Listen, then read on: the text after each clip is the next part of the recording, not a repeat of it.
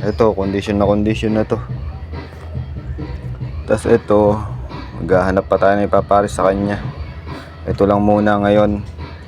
Kasi may dalawa pa akong pares na nakakaitlog lang. Yun oh. Good news guys. Gumaling na yung dalawang may sakit natin. Ito yung blue marble ko. Tsaka nag-iiba pa yung kulay niya. Dati ano lang siya, plain white na may batik-batik na blue, na royal blue. Ngayon nagiging blue na rin yung bandang kalahati ng katawan niya. Simula nung ibinabad ko sa hard talisay, may mag-iiba pa pala yung kulay niya. Tapos ito yung isang may sakit din oh, na crown tail ko na nagkasakit. Parehas sila. Ngayon nakabawi. Ayan oh, condition na sila. Parehas, pares na sila parehas.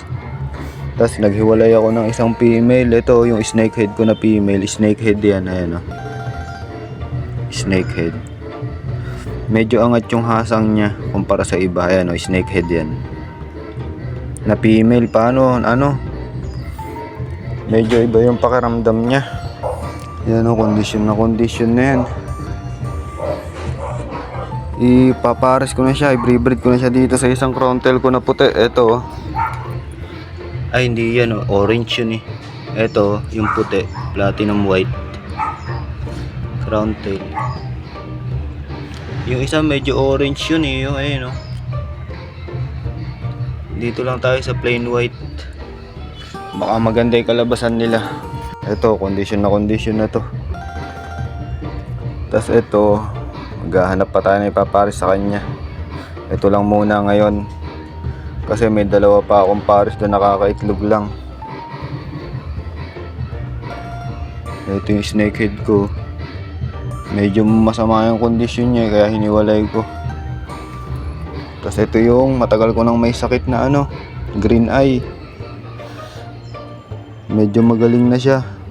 Ayan o, gumaling na siya. Ang tagal niya dito, 2 weeks siya sa hospital tank niya. Buti naka-recover eh, no, nangayaya to. Buntis na nga yung nakaraan niya eh. Yun, magwa-water change muna ako. Siguro kahit mga 50% lang. No, ganyang katitibay yan. May kasamang bulati sa ano. No, may kasamang bulati pa sa ano niya yan. Matitibay yan eh.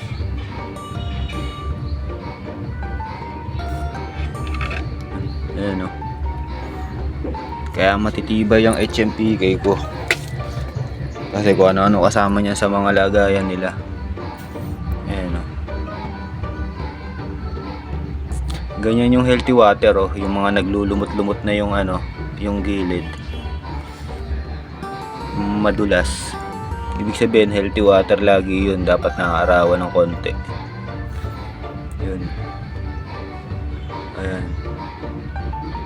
Magwa-water change ako. Tatanggalin ko lang yung mga dumi sa ilalim. 50% lang. Yun. Hanggang dito na lang muna.